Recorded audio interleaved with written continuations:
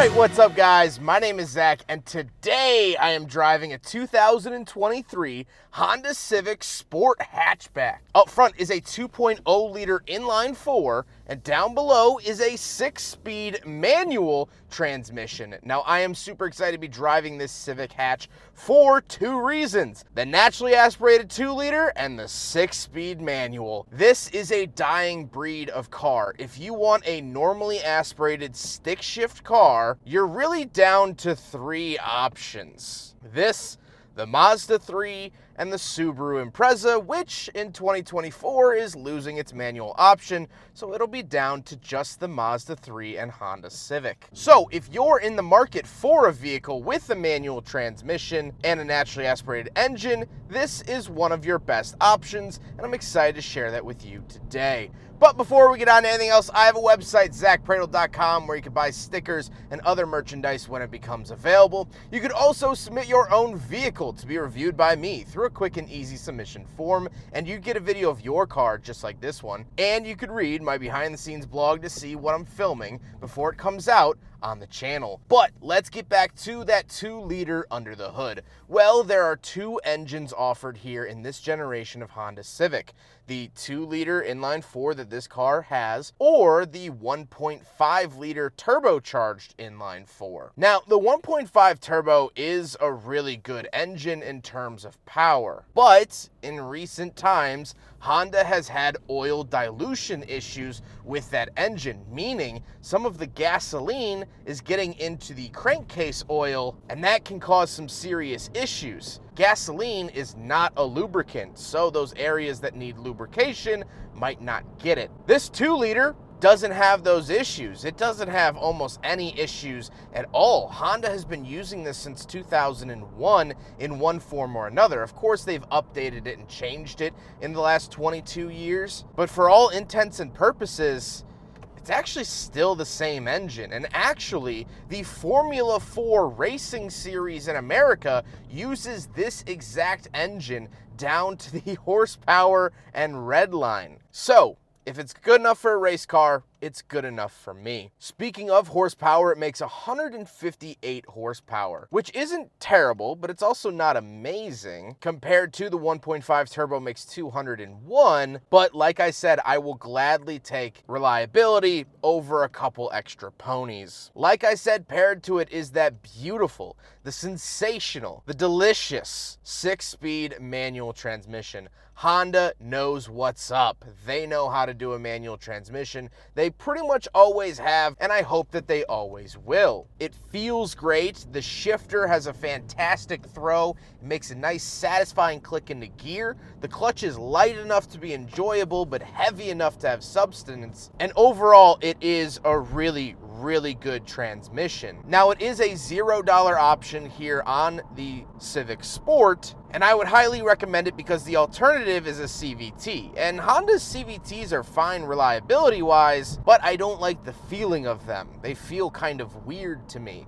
And so the 6-speed is definitely the way to go. Last but not least, about the drivetrain specifically, of course, the Civic is front-wheel drive. There is no all-wheel drive offered. So how does it feel to actually drive the Civic? It's amazing. It's great. I love the 2-liter. I love the stick shift. Is it going to blow the doors off the new Pagani model? No, of course not. But it's not meant to. It's engaging where it needs to be engaging. It's responsible when it needs to be responsible. And that, of course, comes with age. Honda has been building cars like this for 50 years. I think they've got it down at this point. With that stuff out of the way, let's talk about the interior. Well, in front of me, I have a pretty simple gauge cluster. Off to the left is my tachometer, off to the right is my speedometer, and I get speed and my odometer down in the center along with my fuel. I like the way this is laid out. It's nice, plain, and simple, and really reminds me of 90s Hondas, where they're very straightforward. There's no fluff in the gauge cluster to distract me from the information I need. On the steering wheel, on the left, I have my skip track, volume, source, home, and voice command options, and off to the right, I have my cruise control settings. This does have adaptive cruise, as well as steering assist. which is definitely a very nice feature, especially to see not only in a manual transmission car, but a not very high trim. This is actually technically the base model of the Sport, and yet it has all of these fantastic options. The steering wheel itself feels very fresh and modern. I really enjoy not only looking at it, but feeling it as well. Off to the left, I have a climate control vent, gauge dimmer switch, my safety features on and off, and my traction control on and off. Moving out of the door, I have my power mirrors, power locks, and power windows. Nothing more to report there. Moving into the center, I do have an infotainment screen. This uses Honda's current infotainment system, and I really like this system. I have to say, I wish that it got some type of cool or special app, but then again, this is the Sport, it's the base, and I'm not expecting the world out of it. Here's what the backup camera looks like. I feel like Hondas have always had very adequate backup cameras, and I like the fact that you could change the views. Pretty much all Hondas do this, and I'm surprised that most other manufacturers don't offer this many views. I think that's a big perk in buying a Honda. Then we do have the hazard switch and vents. I like that this vent goes all the way across the dash. Just visually looks really nice. And then we have the climate controls. Again, there's symmetry here with the 3 dials, as well as I have AC, fan speed. However, I don't get dual zone climate down here at the Sport. Would have liked to have seen that, but not the end of the world. Then I get a USB and 12-volt outlet and a little cubby, and then we come to the center console. Off to the left, I do have eco mode as well as my automatic start-stop on and off. Love the fact that I can change that how I want, as well as my power parking brake and brake hold. Brake hold is one of my favorite features on earth. Then we have the shifter itself. Not only does it feel good, but it looks very presentable. It's ready for the red carpet. I think it's a very handsome shift knob, and that hasn't always been the case with Hondas. In the past, the shift knobs have been very rubbery and plasticky and very economy. Well, this actually feels like a premium shifter. I feel like I would see this in a luxury sports car and not bat an eye, and that's high praise for a Honda. Then we do have cup holders, so we will do a big freaking bottle test here in the 2023 Honda Civic Sport Hatchback, and unfortunately, it kind of fits, but not really, and it keeps falling over, and shifting gears, it's getting in the way, so unfortunately, the 23 Civic Hatch Sport fails the big friggin' bottle test. Then we do get a center console, in which George Washington is currently hanging out in, and then we have to talk about the seats. The seats are not amazingly comfortable. They are cloth. They have this little pinstripe on them. This does feel very economy. In order to offer this car at its price point, Honda had to cut a few corners, and that becomes clear with the seats. They're not very attractive, but that's okay. Speaking of seats, we do have back seats, so let's go do a back seat review. All right, so we're in the back of the 2023 Honda Civic Hatchback Sport, and I am going to say it right now, for 2023, in this segment, the Honda Civic has the best back seats. Better than the Mazda 3, way better than the Toyota Corolla, better than the Kia Forte, better than the Subaru Impreza. This is impressive to say the absolute least. This is my driving position. My knees have several inches before they hit the seat in front of me. I can sit any which way I want, and I'm going to be comfortable. My head's coming close to the ceiling a little bit, but I can just scoot down, and now I have tons of space. I get power windows, of course. No vents in the center. That's kind of sad to see. However, Mazda 3 doesn't have vents in the center either. However, what is a little disappointing, I don't have a center console. It's a little sad. But these back seats are the best in the segment, hands down. In terms of space, nothing compares to the Honda Civic in this class. Absolutely nothing. Let's hop out. We'll take a quick look at the trunk and cargo space, and then we'll talk about the looks. All right, around the back of the Civic Hatchback. Now, this is the hatchback. As you can see, it's a hatch, get this, on the back of the car. Very interesting. But once we are in here, tons of space. You do get this little privacy cover. It's a little flappy, but so am I, so that's okay.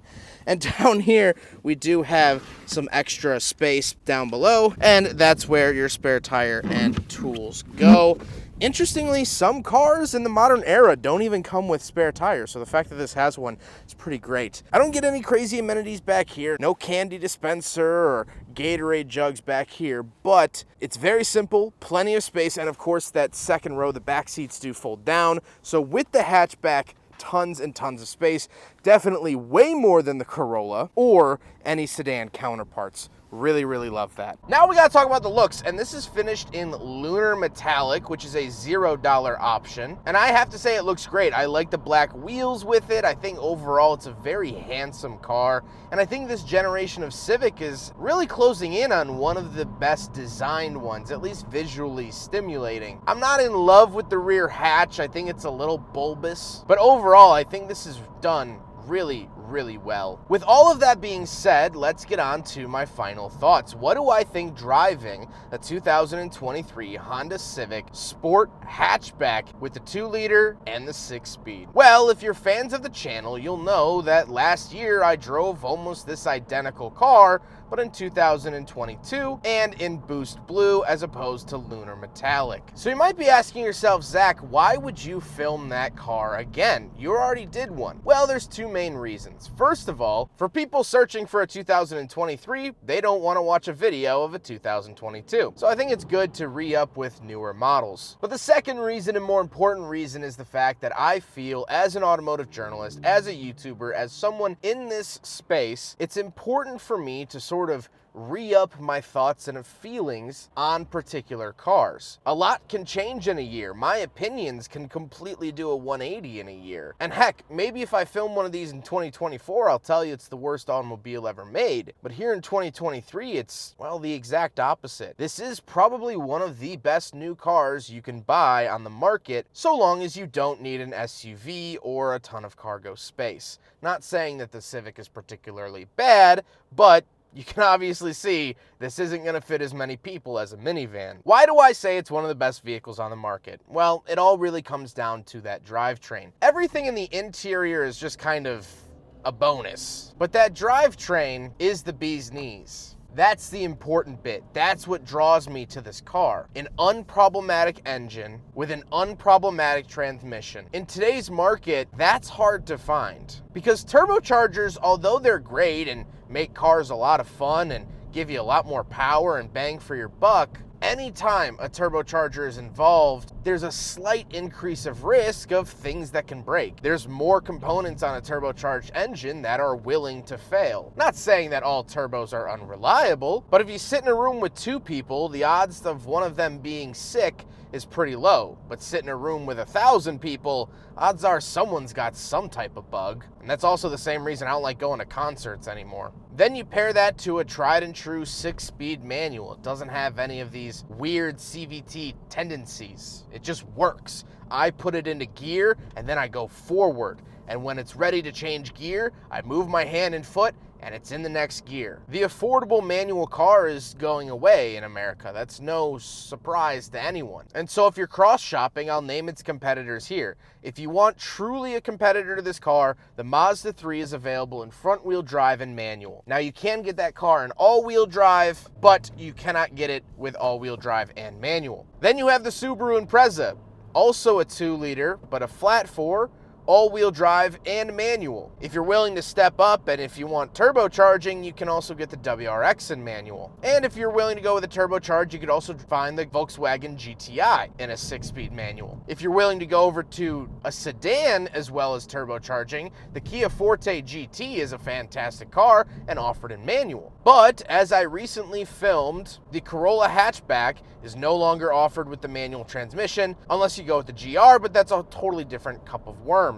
But those are pretty much your options unless you want a pickup truck or a sports car. And I think Honda really knows what they're doing. I'm just going to keep coming back to it. The 2-liter's amazing. The 6-speed's amazing. It looks good. The interior design is fresh and modern. It doesn't feel 10 years old. It feels like it was designed last Tuesday. The only thing I can definitively tell you is that this is a very, very good car that still allows you to get very, very good options on it. But with the changing times, who knows if Honda's going to still offer this at the base level. They might take a play out of Toyota's book and switch the manual transmission to only the performance models like the SI and Type R. But that hasn't happened yet, and I'm very, very happy to say that. Huge thank you to Eric for letting me take out his Honda Civic Sport hatchback with the manual transmission. Eric has been fantastic to work with. It was very interesting chatting with him about the current market of manual cars, because he just bought this. As you can see, it has only just over 200 miles on it, and he searched far and wide for a modern car with a manual, and that far and wide search became narrower and narrower until he landed on this.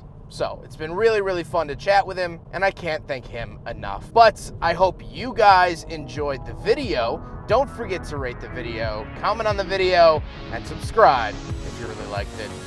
Take care, guys.